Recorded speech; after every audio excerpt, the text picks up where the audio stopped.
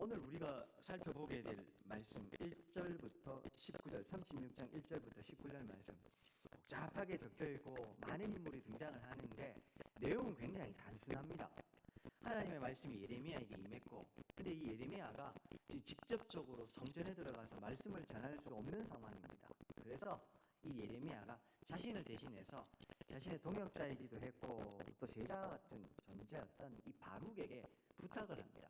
바룩이 이 말씀을 적어서 예레미야의 명령대로 이걸 성전에 들고 가서 읽게 되고, 그 말씀을 듣게 된 이 성전의 종교 지도자들과 그리고 왕궁, 왕실의 이 관리들의 반응이 오늘 19절까지에서 나옵니다. 그리고 이제 우리가 다음 시간에 살펴볼 20절 이하의 말씀에서는 이 말씀을 들은 당시의 왕이었던 여호야김 왕의 반응도 우리가 보게 될 것입니다. 내용 자체는 그냥 단순합니다. 하나님의 말씀이 임했고 예레미야가 안 돼서 바룩이 대신해서 이 말씀을 두루마리 적어서 그걸 성전에서 읽었고, 읽은 사람들의 반응. 문제는 이 말씀을 우리가 보다 좀 정확하게 이해하려면 이 예레미야 말씀하면서 제가 가끔 드렸던 말씀인데요, 이 말씀이 적혀지는 배경들 몇 가지를 우리가 이해를 해야 이 말씀이 보다 풍성하고 또 정확하게 이해가 되는 측면이 있습니다. 설명을 많이 해야 되는 상황이어서요. 특히 많이 지금 이렇게 좀 날씨가 좀 이 쌀쌀해진 가운데 들어와서 춥고, 그런데 좀 여기는 따뜻하고 해서 아마 좀 많이 좀 졸리실 겁니다. 근데 뭐 졸리시는 거 어떻게 하겠습니까? 원래 앉아서 듣는 사람은 졸립니다. 서서 말하는 사람은 안 졸립니다. 그러니까 괜찮습니다. 괜찮은데요. 다만 복잡한 좀 이 설명을 좀 하긴 해야 하는데 설명이 길어져서 송구스럽다는 말씀을 드립니다. 많은 왜 이렇게 길게 설명할까 생각해 보면 우리가 예레미야서 말씀을 그냥 읽는다고 한번 생각해 보십시오. 그냥 읽으면 사실요, 이게 무슨 말인지 그냥 이게 그것 같고 저게 그것 같고 그냥 그러다가 맙니다. 평생 예수님 믿어 이 신앙생활 한다고 했는데 예레미야서 말씀의 내용이 뭔지도 모르고 그러다가 하나님 앞에 서면 참 부끄럽지 않겠습니까? 그런 의미에서 오늘 좀 설명이 좀 또 있겠습니다만 그래도 내용을 이해하는 데 필요하다 생각하시고 몇 가지 설명을 좀 잘 들어주셨으면 좋겠습니다. 먼저 1절부터 좀 보시기 바랍니다. 유다의 요시야 왕의 아들 여호야김 제4년에 하나님의 말씀이 임했고, 2절 너는 두루마리 책 가져다가 내가 너한테 말하던 날 곧 요시야 날부터, 이 무슨 말일까요? 예레미야가 언제부터 사역을 했습니까? 요시야 왕 때부터, 요시야 왕 13년에 하나님의 말씀이 예레미야에게 임했고 예레미야가 사역을 시작을 했었습니다. 그때부터 오늘까지 여호야김 제4년까지 이스라엘과 유다와 모든 나라에 대하여 내가 네게 일러준 모든 말을 거기에 기록해라. 이 두루마리 책에다가 기록해라. 하나님 그렇게 말씀하십니다. 그 전까지는 하나님이 예레미야에게 그냥 말씀을 주셨고 예레미야는 이걸 구두로 전했습니다. 근데 하나님이 이번에는 이걸 어떻게 하라고요? 두루마리 책에다가 기록하라. 당시의 두루마리는 아시죠? 이 말 그대로 두루마리입니다. 파피루스라고 해서 갈대를 갈대 줄기를 이렇게 잘 펴가지고요, 그걸 말려가지고 묻혀놓은 건데요, 요게 보통 말려있는 형태였습니다. 혹은 얌피지라고 해서 동물의 가죽에다가 쓰긴 했는데 그 가격이 워낙 비싸서 보통 이 파피루스를 사용했을 건데, 중요한 건 이 두루마리 책에 기록하라. 하나님 그렇게 말씀을 하십니다. 그 전까지는 구두로 하다가 책에 기록합니다. 오늘날이야 종이가 흔하지만 당시는 흔하지 않았고 종이에, 즉 파피루스에 글로 기록으로 남긴다고 하는 것은 의미가 있다는 이야기였습니다. 하나님 지금까지 하셨던 이야기가 반드시 성취된다, 혹은 그 이야기가 이제 곧 너희들에게 임할 것이라는 일전 확정해 주시는 것과 같은 겁니다. 하나님이 그렇게 해라. 그리고 그 내용이 뭔지 3절에 나옵니다. 유다 가문이 내가 그들에게 내리라 한 모든 재난을 듣고 각기 악한 길에서 돌이키리니 그리하면 내가 그 악과 죄를 용서하리라 하시니라. 앞에서 하나님께서 계속해서 심판과 회복에 대한 이야기를 하셨습니다. 그 이야기를 아마 쭉 다 적었습니다. 그리고 3절에 하나님 하신 얘기가 뭡니까? 그걸 듣고 심판의 메시지를 듣고 그들이 혹시 돌이키면 내가 그들에게 심판하려고 했던 거 돌이킬 것이다, 용서할 것이다. 하나님께서 그렇게 이야기를 합니다. 이에 4절 보십시오. 예레미야가 네리야의 아들 바룩을 부르매 바룩이 예레미야가 불러주는 대로 여호와께서 그에게 이르신 모든 말씀을 기록합니다. 5절에서 그렇게 바룩에게 대신 전하는 이유가 나옵니다. 예레미야가 바룩에게 명령합니다. 이르되 나는 붙잡혔으므로 여호와의 집에 들어갈 수 없으니 대신해서 6절 너가 들어가서 내가 말한 대로 두루마리책에 기록한 여호와의 말씀을 언제 전하라고요? 금식일에 여호와의 성전에 있는 백성의 귀에 낭독하고 유다 모든 성읍에서 온 자들의 귀에도 읽어라. 그리고요 7절 그들이 여호와 앞에 기도를 드리며 각기 악한 길을 떠나리라. 여호와께서 이 백성에 대하여 선포하신 노여움과 분이 크다. 하나님 그렇게 이야기합니다. 그래서 8절에 보면 이 바룩이 예레미야가 명령한 대로 이 모든 말씀을 다 낭독했다. 그리고 9절부터 10절에는요 그걸 언제 낭독했는지가 나옵니다. 언제 낭독했습니까? 유다의 요시야 왕의 아들 여호야김의 제 5년 9월에 예루살렘 모든 백성과 유다 성읍에서 예루살렘 그 이런 모든 백성이 여호와 앞에서 금식 선포하고 있는데 이때 바룩이 성전 윗뜰 여호와의 성전에 있는 세문 어귀에서 이 말씀을 전하고 있었다. 그렇게 이야기가 진행되고 있습니다. 여기서 우리가 몇 가지를 좀 이 배경을 좀 이해할 필요가 있습니다. 좀 송구스럽습니다. 왕들의 이야기를 자꾸 해야 되는데요. 그 유다 왕, 특별히 남쪽 유다 왕의 요시야, 그다음 누굽니까? 여호와스, 여호야김, 여호야긴, 시드기야까지 5명의 왕이 요 예레미야 시대의 왕들이라고 말씀을 드렸죠. 요시야 13년에 사역을 시작을 해서 여호와스가 세워졌다가 여호야김이 세워집니다. 여호와스는 3개월 다스리죠. 그리고 여호야김이 다스리는 시대에 이 말씀이 전해지고 있다. 이렇게 드렸습니다. 근데 여호야김 제 4년에 하나님의 말씀이 오늘 예레미야에게 임하고 있고 이 말씀을 받아 적은 바룩은 여호야김 제 5년 9월에 금식을 선포하는 금식일에 이 말씀을 전하고 있습니다. 1년 만에 말씀을 전하고 있죠. 날짜가 왜 중요하냐? 여호야김 왕 제 4년이 어떤 시대였는지를 알아야 합니다. 여호야김 제 4년은 BC 605년이었고 BC 605년은 바벨론의 느부갓네살 왕이 왕으로 즉위한 원년이었습니다. 이 느부갓네살이 남유다 왕국을 3번에 걸쳐서 이 포로로 끌고 가는 4번 침공을 하죠. 1차, 2차, 3차, 4차 침공이 있고 그 중에서 3번 포로로 끌려가지 않습니까? 유다 백성들이. 그렇죠? 이 605년 느부갓네살 즉위 원년이 어떤 해냐? 느부갓네살이 아버지의 뒤를 이어서 이 아버지도 굉장히 이 바벨론 제국의 기틀을 다졌던 왕이었거든요.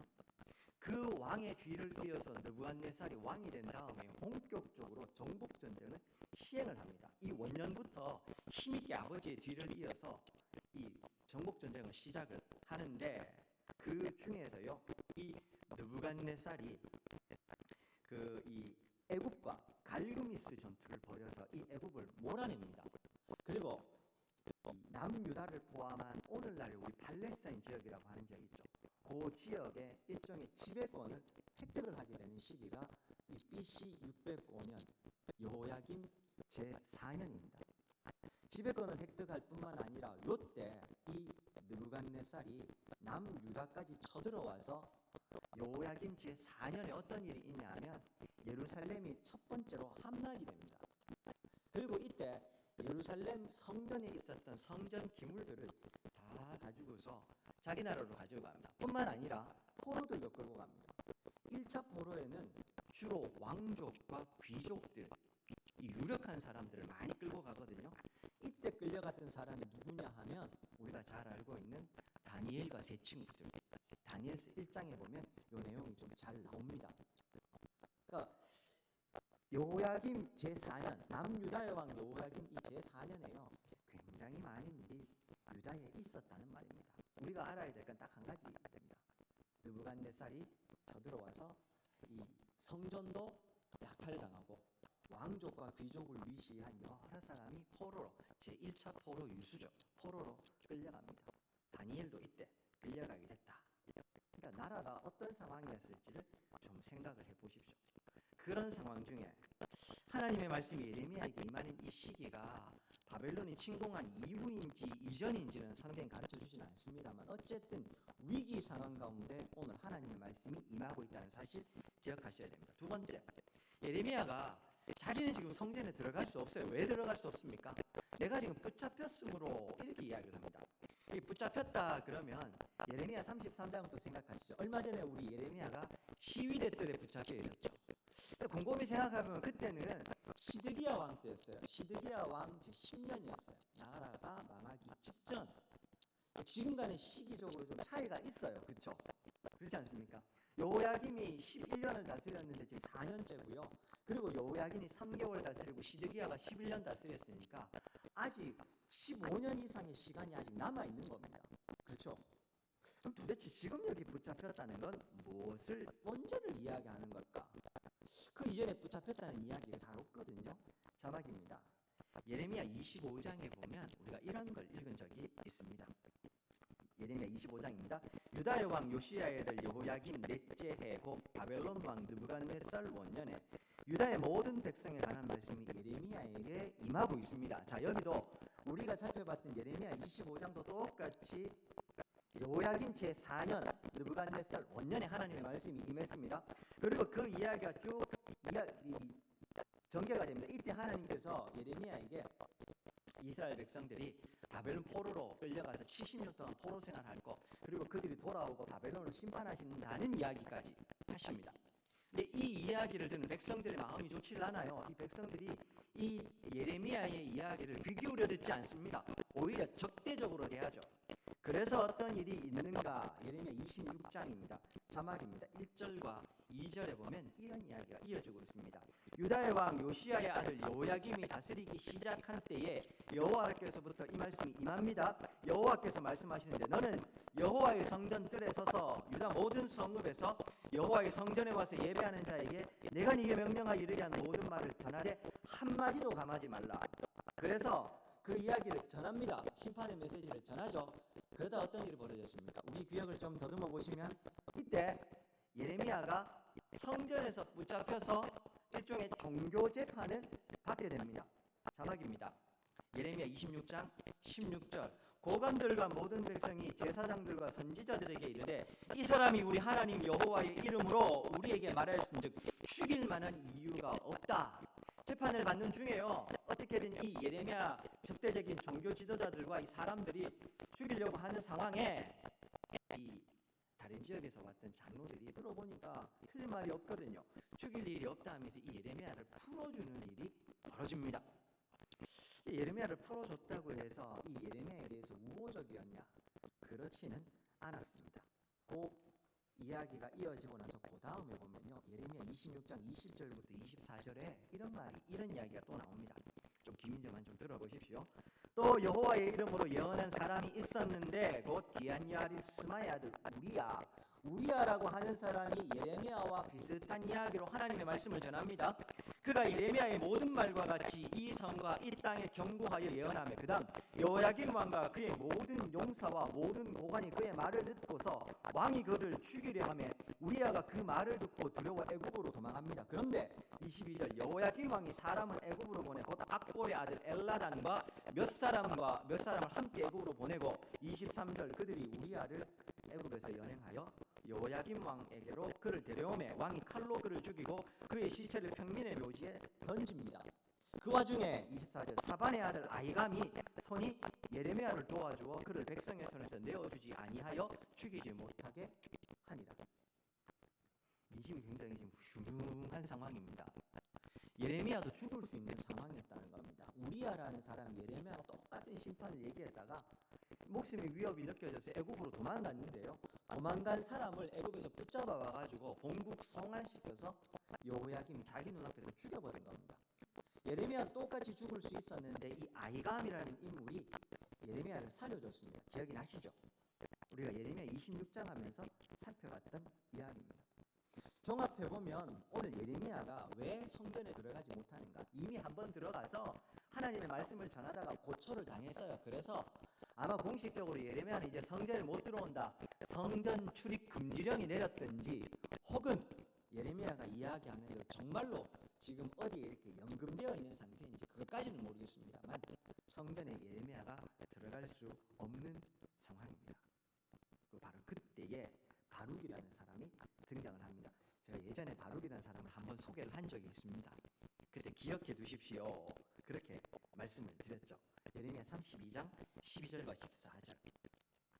나의 숙부의 아들 하나멜과 매매 증서의 인친 증인 앞과 시위대 뜰에 앉아 있는 유다 모든 사람 앞에서 그 매매 증서를 마세야의 손자 네리야의 아들 바룩에게 붙이며 그들의 앞에서 바룩에 명령하여 이르되, 이런 구절이 있었습니다. 이거 어떤 사건이었습니까? 다시 우리의 이 지식을 예레미야서 들었던 이야기를 좀 상상해 보면 그때 등장을 했었죠. 오늘 본문은 사실은 그 이전에 이미 바룩이 등장한 거고, 예레미야 32장은 오히려 시대가 더 많이 가 있죠.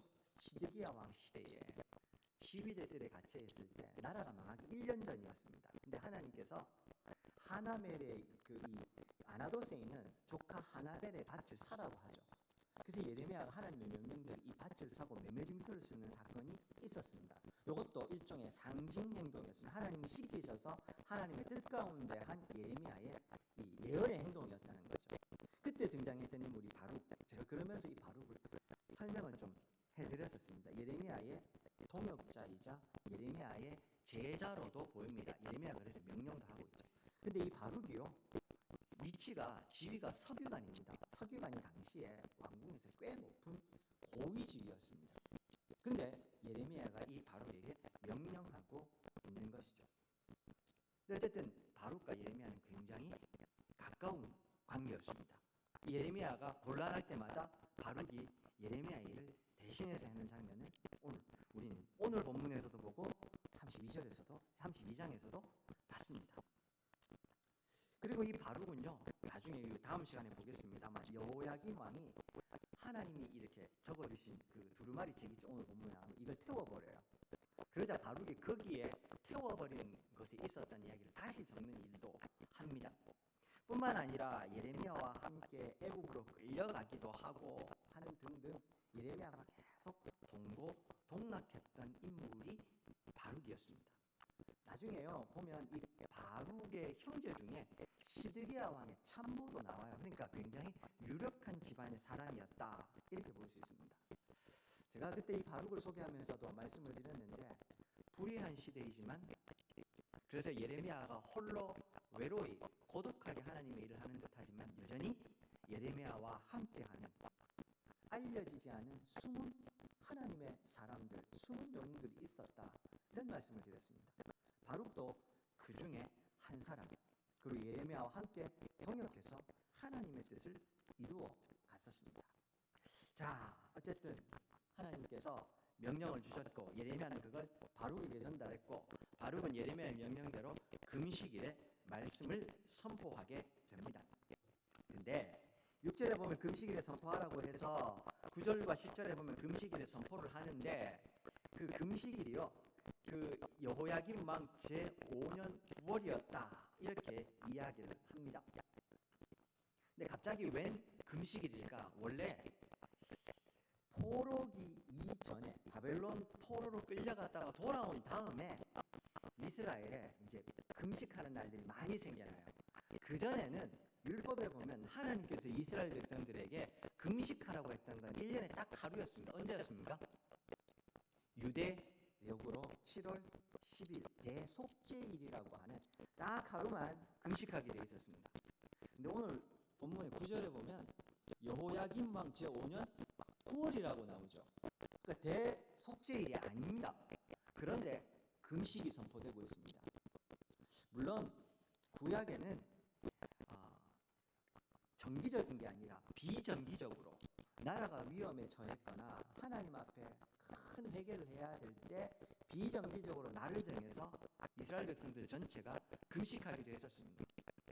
그 말은 오늘 본문 9절에 나오는 여호야김 왕이 모든 백성에게 지금 금식을 선포하고 있습니다. 무슨 말입니까?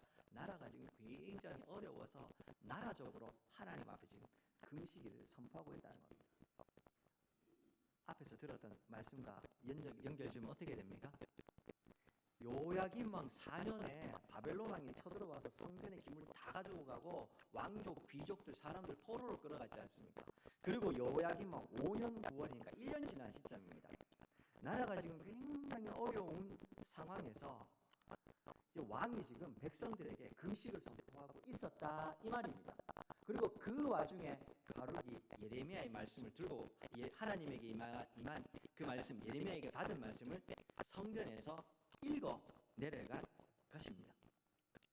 백성들의 마음이 가난해져 있고 더군다나 믿고 싶지 않았던 예레미야의 그 심판의 메시지가 자신들의 눈앞에서 지금 막 성취가 되어가고 있거든요.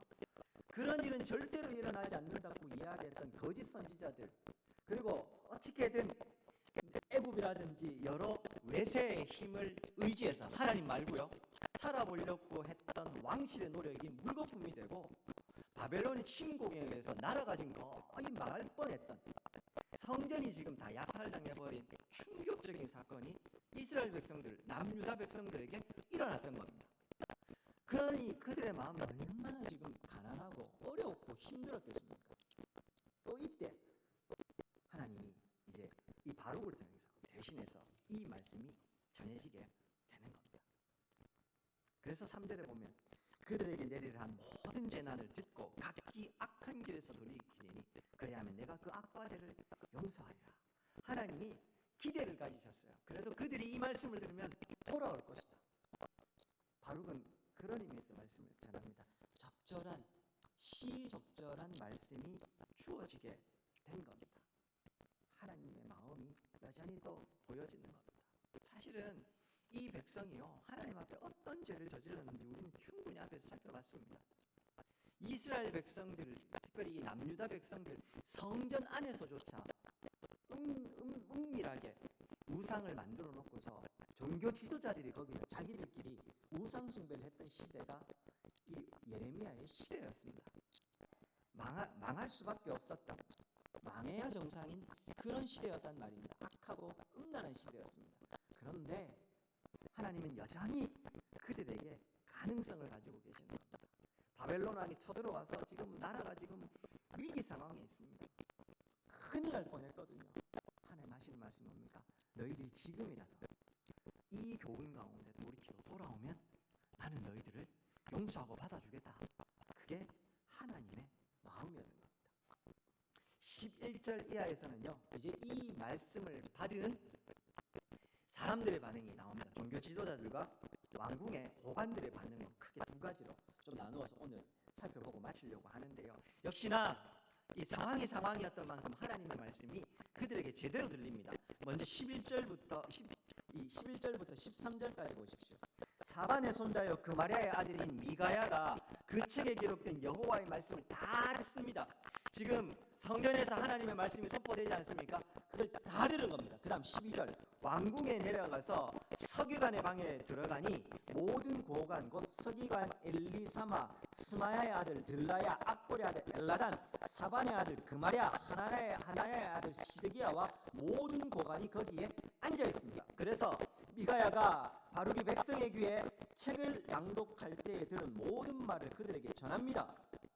그러자 14절부터 보십시오. 이에 모든 고관이 구시의 증손 셀레마의 손자 느다냐의 아들 여후디를 바룩에게 보내 이르되 너는 백성에게 낭독한 두루마리를 손에 가지고 오라. 네리야의 아들 바룩이 그 다음에요 두루마리를 손에 가지고 그에게로 옵니다. 그들이 바룩에게 이르되 앉아서 이를 우리 귀에 낭독하라. 바룩이 그들의 귀에 낭독합니다. 16절 그들이 그 모든 말씀을 듣고 놀라 서로 보며 바룩에게 이르되 우리가 이 모든 말을 왕에게 아뢰리라.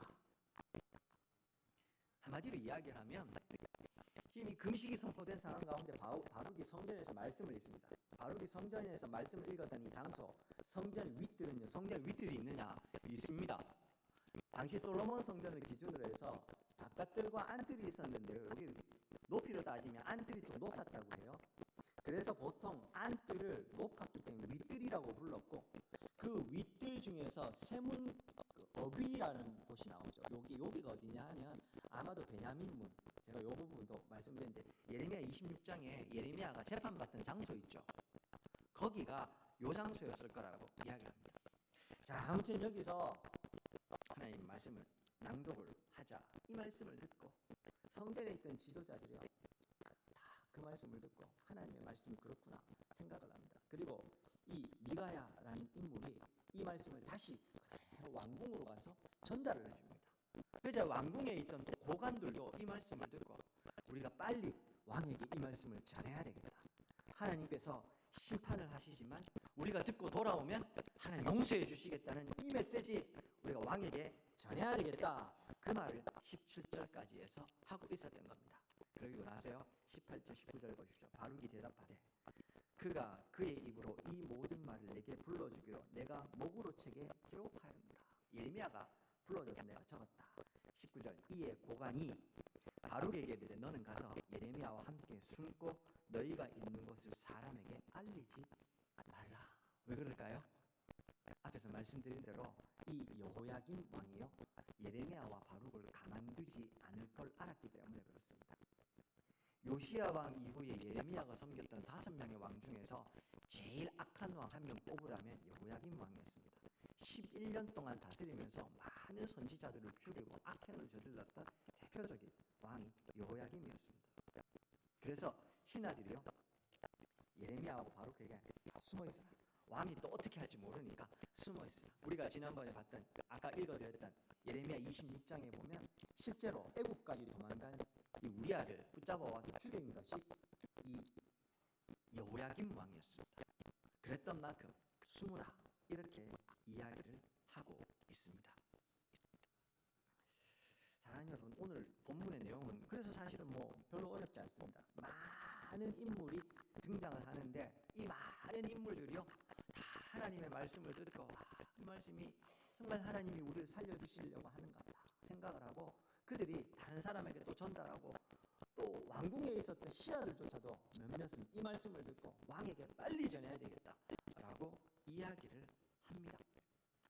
예레미야가 외롭게 홀로 사역한 듯 하지만 오늘 본문에 등장하는 우리 사실 제가 이름을 일부러 언급을 잘 안 하는 이유가요.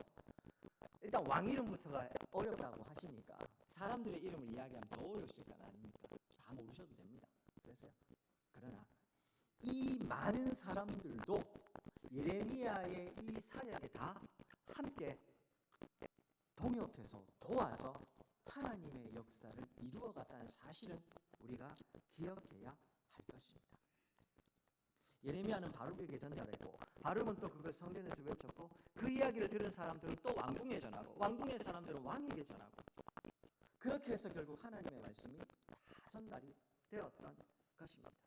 역시나 오늘 본문에서도 숨은 하나님의 사람들, 제가 숨은 사람이라고 표현하는 것을 주의해 주십시오. 이전에도 말씀을 드렸습니다만 군의 장로교회 그러면요 제가 어제도 결혼식披露宴이 있어서 그냥 교회 대표로 갔다 왔는데요 항상 그 뒤에 적습니다. 군의 장로교회 1동 이렇게 적습니다. 근데 인사는 항상 제가 받아요. 그렇죠? 군의 장로교회 그러면 제가 어쩔 수 없이 대표니까 제가 제일 많이 인사도 받고 인사도 하긴 합니다만 그래야 됩니다. 그럼 군의 장로교회에 이원석 목사밖에 없냐? 그건 아니지 않습니까? 하나님께서 우리 군의 장로교회를 통해서 당신의 일을 하실 때 저 혼자를 통해서 일하십니까? 아니요, 저는 그렇게 생각하지 않습니다. 비록 제가 대표로 해서 일하지만 모든 사람이 함께 세워가고 일하지 않습니까? 오늘 예레미야가 앞장서서 일하지만 이 예레미야 홀로 이 일을 한 것이 아니라 수많은 믿음의 사람들이 함께 동역해서 하나님의 일을 이루어가고 있다는 사실을 우리가 좀 기억해야 할 것 같습니다. 특별히요 오늘 본문에 보시면 10절에 한번 보시겠습니까? 이제 하나씩 좀 숨은 사람들의 이름을 좀 살펴보겠는데요 10절에 보시면 바룩이 말씀을 선포하고 있는데 어느 방에서 하고 있습니다. 누구의 방입니까? 여호와의 성전 위뜰 곧 여호와의 성전에 있는 세문 어기 곁에 있는 그다음 사반의 아들 서기관 그마랴의 방에서 이 책을 낭독하고 있습니다. 예레미야 26장에 똑같은 동일한 시대에 있었던 성전의 상황을 고려하면 이 하나님의 말씀 심판의 메시지 잘못 전했다가 큰일 날 수 있습니다. 그런데 지금 이 말씀을 읽는데 그마랴라는 사람이 자신의 방을 제공하고 있습니다. 쉽지 않았던 상황입니다. 그렇죠? 그리고 또 하나 사반의 아들 서기관 그마랴라는 표현도 나오고요. 그 다음에 12절에 가서 이 말씀이 선포될 때 이걸 들었던 왕궁에 내려가서 서기관의 방에 들어가니까 모든 고각고 그 다음에 서기관 아들 엘리사마 스마의 아들 악볼의 아들 그 다음에 쭉 나오다가요 사반의 아들 그마랴 나오죠. 거기에도 사반의 아들이 등장을 하고 있습니다. 그 다음에 13절에 보십시오. 미가야가 바룩이 백성에 비해 책을 낭독할 때 들은 모든 말을 그들에게 전하고 있었다. 이런 말도 등장을 하고 있습니다. 뭐 복잡하게 이름을 다 모르셔도 되고요. 다만 여기서 우리가 기억해야 될 인물 한 명 있습니다. 누굽니까? 예전에 한번 설명해 드린 적이 있습니다. 사반. 열왕기하 22장에 보면 요시야의 종교 개혁 때 성전에서 율법 두루마리가 발견되자 이걸 왕에게 전달해 준 사람이 있습니다. 누굽니까? 서기관 사반이었습니다. 그리고 오늘 그 본문 이전에 예레미야 25장에 보면 백성들에게 죽을 뻔합니다. 예레미야가 여호야김 왕에서 죽을 뻔하는데 이때 이 예레미야를 구해준 인물이 누구였습니까? 아히감이라는 인물이 나왔었는데 이 아히감의 아버지가 또한 사반이었습니다. 본문입니다. 자막입니다. 열왕기하 22장 8절과 9절 대제사장 hil기야가 서기관 사반에게 이르되 내가 여호와의 성전에서 율법책을 발견하였노라 하고 hil기야가 그 책을 사반에게 주니 사반이 읽습니다. 그 다음 9절 서기관 사반이 왕에게 돌아가서 보고하여 이르되 라고 하면서 이걸 요시야 왕에게 전했죠. 예레미야 25장 24절에 보면요 사반의 아들 아히감의 손이 예레미야를 도와주어 그를 백성의 손에서 내어주지 아니하여 죽이지 못하게 하니라 하면서 사반의 아들이었던 아히감은 예레미야를 여호야김 왕이 죽이려고 했을 때 그를 구해주게 됩니다. 그리고 또 오늘 본문에 보시면요 서기관 그마랴가 나오죠. 바룩이 성전에서 말씀을 읽었다. 그때 이 그마랴가 누구의 아들이었습니까? 사반의 아들 서기관 그마랴라는 본문도 나옵니다. 그리고 이 말씀을 왕궁에 전했던 미가야라는 인물 11절에 보십시오. 사반의 손자 그마랴의 아들이 미가야가 그 책에 기록된 여호와의 말씀 다 듣고 왕궁에 내려가서 말씀을 전했다고 이야기를 합니다. 계속해서 사반이 등장을 하죠. 그러니까 이 사반이 요시야 왕 때는 요시야 왕이 직접 말씀을 전했고 이후에 사반의 아들이었던 아히감은 예레미야를 구해주고 또 사반의 아들이었던 그마랴는 바룩이 말씀을 전할 때 그 방을 제공합니다. 그리고 그마랴의 아들이었던 이 누굽니까? 이 미가야는 이 말씀을 왕궁에도 또 전해줍니다. 그리고 오늘 본문에 등장하지는 않습니다만 바벨론 왕 느부갓네살에 의해서 유다 왕국이 완전히 망한 다음에요. 느부갓네살 왕이 유다의 총독으로 세우는 인물이 그다랴라는 인물이 있습니다. 근데 그 사람이 누구냐 하면 아히감의 아들입니다. 즉 다시 말해서 사반의 증손자가 되겠죠. 하나님 때때로 비상할 때는 비상한 방법을 일하십니다. 사람이 없으면 하나님은 저 돌들로도 일하시는 분입니다. 제가 그 말씀 몇 번이나 드렸습니다. 내가 뭐 주님을 위해서 이만큼 일했네. 그런 거 없습니다. 맡겨주신 일 충성스럽게 감당하면 그만입니다. 그냥 하나님 나 같은 인생에게 이 일 맡겨주셔서 감사합니다. 그게 우리가 할 수 있는 유일한 고백입니다. 우리가 주를 위해서 무엇을 할 수 있단 말입니까? 내가 무언가를 했다고요? 다시 말씀드립니다. 잘 들으십시오. 이원석 목사가 없어도 하나님은 하나님의 교회에 당신의 말씀을 전하십니다. 제가 그러니 여기서 말씀을 전했다고 해서 대단한 일 했다고 해서 했다고 생각하는 있을 수 없습니다. 하나님은 사람을 통해서 일하시지만 사람이 없으면 없는 대로 일하시는 분입니다. 그거 첫 번째로 기억하셔야 됩니다.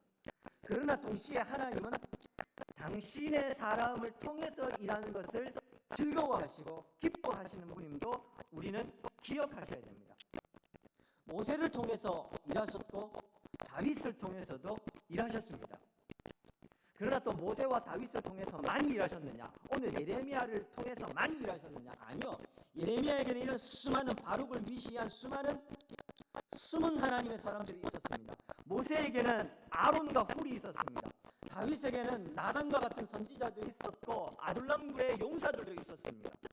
많은 사람들, 그러나 우리가 이름은 잘 기억하지 못하는 무명의 사람들이 그들과 함께 동역해서 하나님의 일을 했던 것을 우리가 좀 기억했으면 좋겠습니다. 하나님이 우리를 군이 장로교회로 모아주신 이유가 여기에 있습니다. 우리 한 사람 한 사람이 하나님이 기뻐하시는 하나님의 교회입니다. 그러나 우리가 함께 모이라고 하신 이유가 뭐겠습니까? 서로가 서로에게 동역자가 되어주고 서로가 서로를 위해서 섬기고 일하라는 겁니다. 하나님께서 일을 할 때 홀로 하지 말고 함께 서로에게 숨은 조력자, 숨은 하나님의 사람이 되어서 당신의 일을 이루어가라는 겁니다. 하나님이 군이 장로교회를 통해서 일하실 때 우리 모두를 통해서 일하실 것입니다. 그런 의미에서요, 사랑하는 여러분, 앞장서 있는 분들을 위해서 반드시 기도해 주셔야 됩니다. 특별히요, 우리 당회원 장로님들을 위해서 꼭 기도해 주셔야 됩니다. 그리고 이 직분자들을 위해서 특별히 기도해 주셔야 됩니다. 모든 성도들이 함께 일을 할 것입니다만 직분자들이 왜 중요할까요? 중요한 결정을 내리기 때문에 중요하겠죠. 그러니 무조건 우리 장로님들 또 저를 위해서 혹시 기도하실 때요, 그냥 무조건 복 주십시오, 그렇게 기도하시면 안 돼요. 하나님의 뜻이 무엇인지 정확하게 알고 그 하나님의 뜻에 합당한 결정을 내릴 수 있도록, 정직하고 충성스럽게 일할 수 있도록, 성실하게 일할 수 있도록 그거 기도해 주셔야 돼요. 몸된 교회를 세워가는 일이 쉬운 일이 아니지 않습니까? 맡겨주신 이 책임을 잘못 감당하면 하나님 앞에 나중에 경을 치게 될 겁니다. 직분이 무거운 만큼 책임도 무거운 법입니다. 제가 지난번 우리 임직식에도 말씀드렸습니다만 잔치자리 아닙니다. 성도는 성도로서 섬겨야 될 자리가 있고 직분자는 직분자로서 섬겨야 될 위치가 있을 뿐입니다. 다시 말씀드리지만 천국에서요, 저를 포함해서 하나님 가면 아이고 목사님 오셨냐고 하나님 그렇게 안 보십니다. 이원석이라는 사람에게, 예수 믿는 사람에게 목사의 직분을 맡기셨고 그거 잘했는지 보실 겁니다. 장로의 직분, 권사의 직분, 집사의 직분, 성도의 직분 각자에게 맡겨진 대로 그거 잘했는지 하나님은 그것만 보실 겁니다. 그리고 그거 충성한 사람에게는 잘했다, 충성된 종아, 내 잔치에 참여해라, 내 잔치를 이렇게 즐겨라, 너는 이만큼 했으니까 더 해라, 그런 거 안 나오지 않습니까? 달란트 비유 보면 그냥 내 잔치에 참여해라, 착하고 충성된 종이라고 칭찬할 뿐입니다. 말씀을 맺겠습니다. 자막입니다. 예레미야 25장 3절에 보면은요, 오늘 말씀이 전해졌던 것과 동일한 시대에 이런 구절이 있습니다.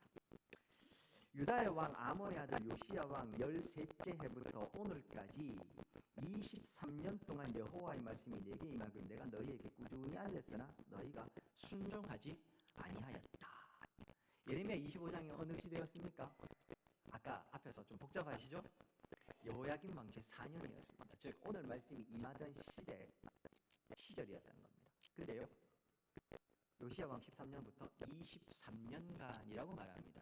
다시 말하면 오늘 본문의 이 예레미야가 하나님의 말씀을 자마치 23년 동안 듣든지 아니 듣든지 전한 겁니다. 그리고 이 예레미야가 23년 동안 외칠 때 바룩을 포함해서 나오는 수많은 사람들도 그 예레미야를 도와서 함께 일을 했다는 사실입니다.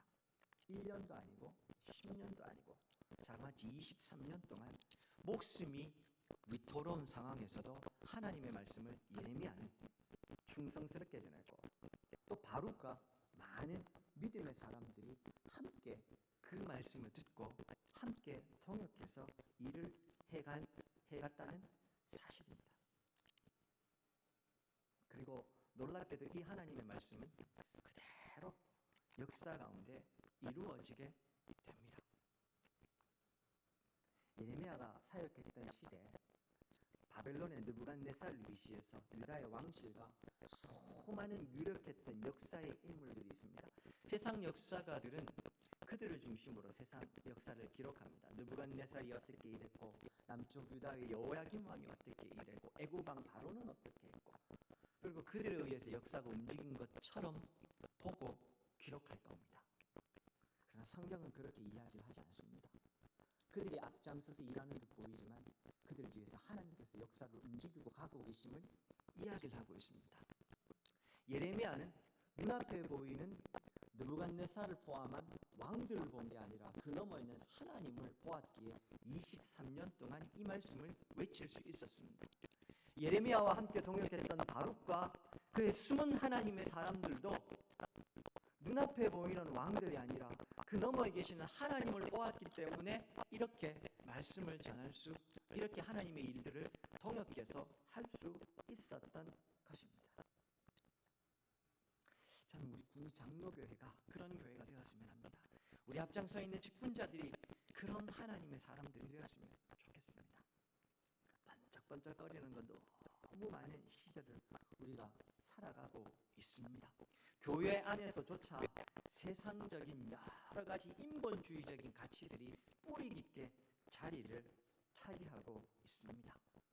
특별히요, 그 안에 탐욕, 그리고 그 외 여러 가지 인간이 가지고 있는 욕망들이 교회 안에서조차 있습니다.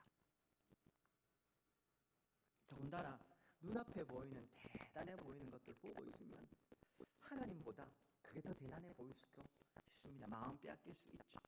그러나 그럴 때일수록 우리가 더 깨어 근신하여서 그 너머에서 일하시는 하나님을 보면서 자그마치 23년 동안이나 하나님의 말씀을 외쳤던 예레미야처럼, 그리고 그 예레미야를 도와서 성실하게 이름 없이 빛도 없이 사역했던 숨은 하나님의 사람들, 숨은 영웅들처럼 우리가 오늘 그렇게 하나님의 일을 감당하는 사람들이 되면 좋겠습니다. 우리 교회가 그런 교회가 되면 좋겠습니다.